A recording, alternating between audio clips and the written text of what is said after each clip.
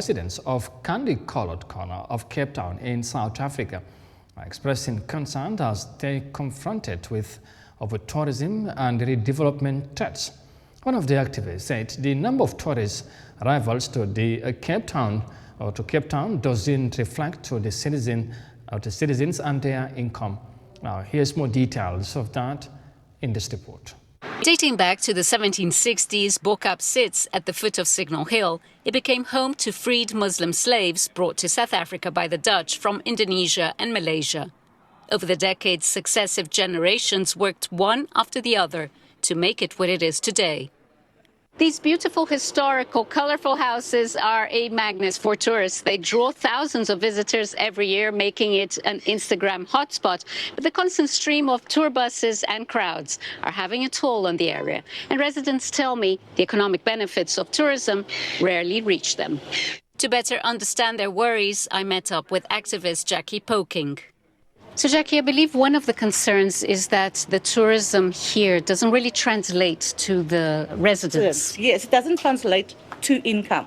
So what happens is that we get tourists and tourist thousands during summer. We even get thousands during winter. So there's no break for us. They take their pictures and they leave. They don't spend, especially when it's with the tour buses. So when we have these big buses come in, they have their own tour guides and they tell us very straight that this is just a 15-minute stop. So what would you say is the balance?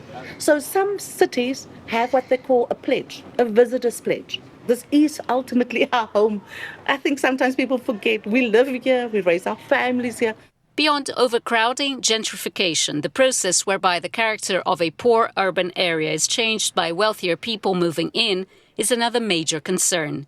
As property values rise, families with deep roots here are being pushed out, and many fear that Bokap's unique cultural identity could be lost. I think one of our bigger challenges is that we need to find not only the balance. Bokap needs a management plan that basically can manage tourism, development, future of Bokap.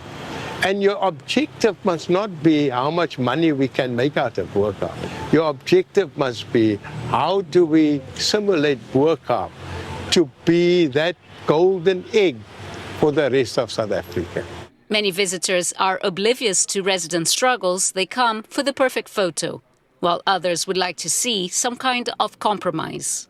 I think probably the best thing is to make it more privatised, that you have to maybe pay a donation or pay to come in, and it's a bit more gated so that only the people who really want to see it can come in, so that there's maybe less people, or the houses have a little donation pot. I think maybe if they can have some time to say, to open up a time to say 9 to 6, this is open up for the tourists, then the tourists will get a guided person to guide them. Bokap residents are not against tourism. They just want to see it benefit their community. Maybe increase the taxes from airport taxes or landing fees or hotel taxes that gets increased, but with the specific aim that goes into a fund in trust for the community of Bokap specifically. Many people in Bokap rely on tourism, but gentrification is threatening the very thing that makes the area so special. As Cape Town continues to attract more tourists, foreign buyers and digital nomads, the fight to preserve Bokap's identity has never been more urgent.